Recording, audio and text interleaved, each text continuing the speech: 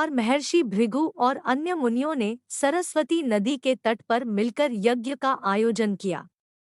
इस यज्ञ में नारद जी भी आए हुए थे। नारद जी ने सभी ऋषियों से पूछा कि आप लोग इस यज्ञ का फल किस देव को देना चाहते हैं। तब इस पर ऋषियों का जवाब था कि वह इस यज्ञ का फल तीनों देवों में सबसे श्रेष्ठ देव को ही देंगे।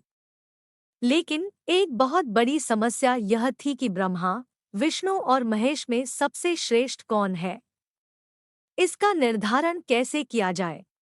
इसका कोई निष्कर्ष न निकलता देख ऋषि मुनियों ने त्रिदेवों की परीक्षा लेने का निश्चय किया और ब्रह्मा जी के मानस पुत्र महर्षि भृगु को इस कार्य के लिए नियुक्त किया। सबसे श्रेष्ठ देव की पहचान करने के लिए महर्षि भृगु सर्वप्रथम ब्रह्मा जी के पास गए।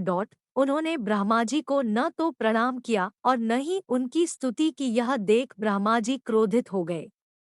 क्रोध की अधिकता से उनका मुख लाल हो गया, आंखों में अंगारे दहकने लगे, लेकिन फिर यह सोचकर कि ये उनके पुत्र हैं, उन्होंने हृदय में उठे क्रोध के आवेग को विवेक बुद्धि से शांत कर लिया।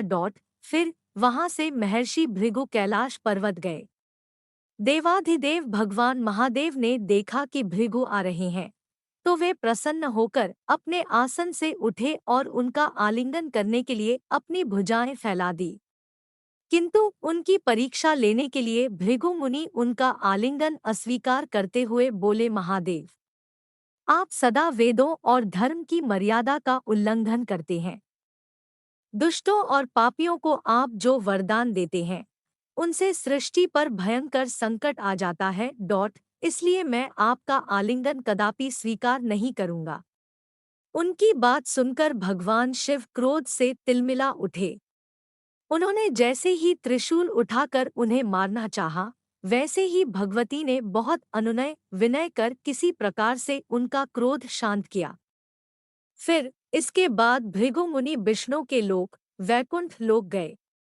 उस समय भगवान श्रीहरि देवी लक्ष्मी के साथ क्षीरसागर में विश्राम कर रहे थे। भृगु ने जाते ही भगवान विष्णु के छाती पर लात मारी।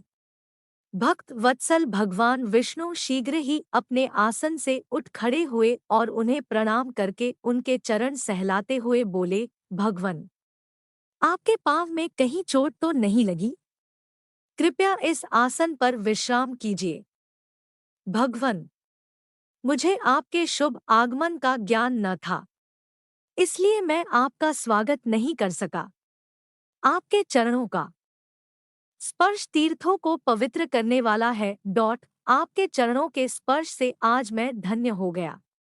भगवान विष्णु का यह प्रेम व्यवहार देखकर महर्षि भृगु की आंखों से अश्रु बहने लगे। उसके बाद वे ऋषिमुनियों के पास लौट आए और ब्रह्मा जी, शिवजी और श्रीहरि के यहाँ के सभी अनुभव विस्तार से कह बताए।